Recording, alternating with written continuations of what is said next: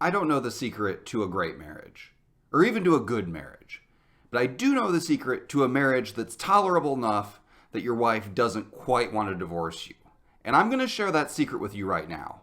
But before I do, please hit that subscribe button because my subscriber count is the only thing that makes my kids respect me. Hey, what are you doing here? The boy, his eyes green. The bully's eyes are green. Good to know. You want to come hang out with me while I tell a story? No. Okay, go watch your show. All right.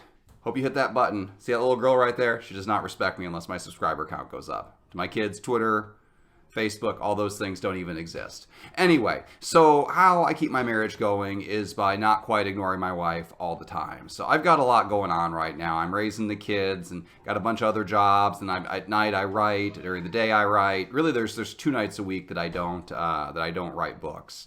Friday night, play Xbox with my high school friends. I figure I have to keep some contact with other human beings. And I wrote my wife into that too. So that's quality time right there. Wife time and video game time doubled up. Probably the greatest thing I've ever accomplished. But Saturday night is when we have date night. This is how I keep my marriage going. So date night for us with 4 kids probably looks different than date night for any other reasonable human beings.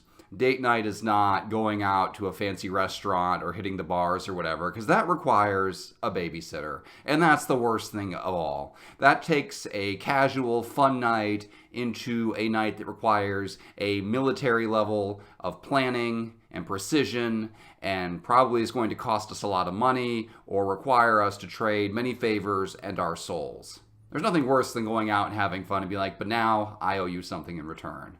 I can't have fun with that debt hanging over my head and the idea that I then have to help somebody else. That's the worst. If your date night is traded in exchange for helping somebody move their furniture, you have failed at life.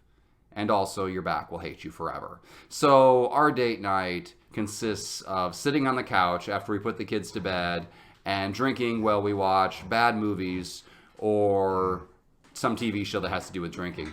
Hey Gilly, how's it going?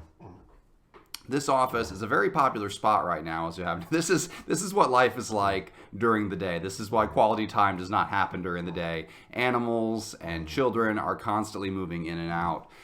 So that's what we do. We sit on the couch and we drink. We watch stuff. We right now we're working our way through 80s movies.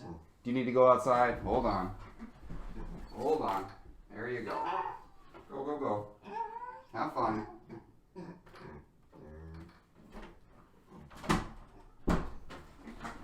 Usually I keep that door open all the time, but the insulation's kind of ugly, makes me look kind of trashy, so I close the door to try to impress you. Then the pig wants to go through and you see it anyway, and I could easily edit that out, but I won't, because let's face it, you're pretty used to low standards at this point as I stumble through my words. So anyway, that's what we do. We sit on the couch, we watch 80s movies, what we're working our way through right now. We watched Breakfast Club. Last night we watched Stripes from Bill Murray.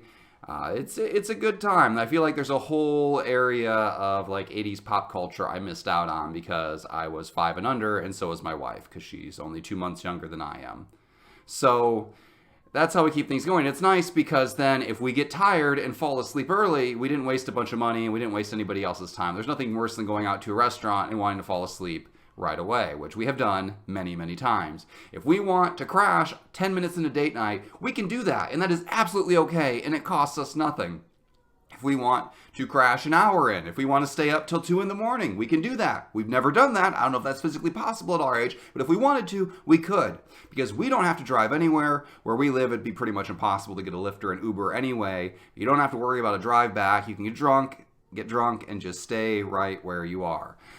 It's a glorious, glorious thing. Would this qualify as a date for most people, sitting on your own couch, watching TV? I don't know. But by our standards, it's the most amazing thing in the world. And it keeps our marriage going, at least so much that my wife has not asked for a divorce. And really, what more can I expect? I think, for me, that's doing pretty well. So in summary, 5 nights of spousal neglect, 1 night of joint Xbox playing, and 1 night of date night where we sit on our own couch, drinking and watching old movies.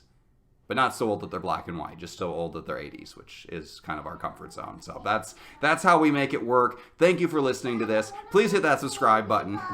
What's that? I watch Baby Bath now. Okay, we'll go watch Baby Boss. Hold on a second. Can I close this video out real quick? All right. Thank you for watching. Please hit that subscribe button and catch you next time.